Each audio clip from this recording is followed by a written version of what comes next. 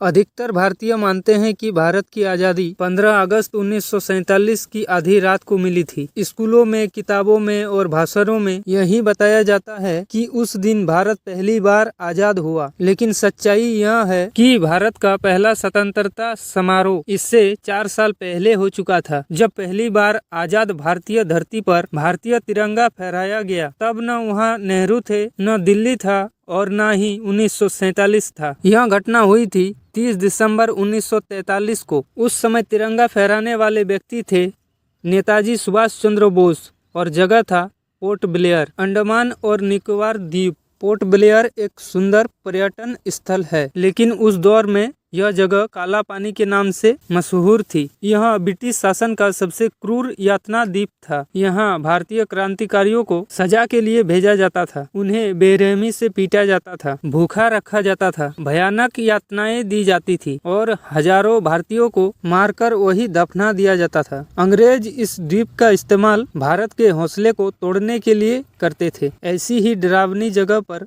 30 दिसंबर 1943 को नेताजी सुभाष चंद्र बोस बिना किसी डर के पहुंचे और बिना किसी अनुमति या बातचीत के 30 दिसंबर 1943 को नेताजी सुभाष चंद्र बोस बिना किसी डर के पहुंचे और बिना किसी अनुमति या बातचीत के वहां भारतीय तिरंगा फहरा दिया। यह सिर्फ झंडा फहराने की घटना नहीं थी, बल्कि अंग्रेजी शासन के खिलाफ खुली चुनौती थी। इसके जरिए नेताजी ने दुनिया को साफ संदेश दिया, भारत पहले ही आजाद है और यह उसका सबूत है। लेकिन अफसोस, हमें यह इतिहास कभी ठीक से पढ़ाया ही नहीं गया। नेताजी सुभाष चंद्र बोस ने आजादी की भीख नहीं मांगी, न ही कोई सत्याग्रह किया। इसके लिए उन्होंने आजाद हिंद सरकार बनाई, भारतीय राष्ट्रीय सेना खड़ी की और दुनिया भर में भारत के पक्ष में समर्थन जुटाया। नेताजी हमें सिखा गए कि आजादी कभी मांगी नहीं जाती, बल्कि छीनी जाती है।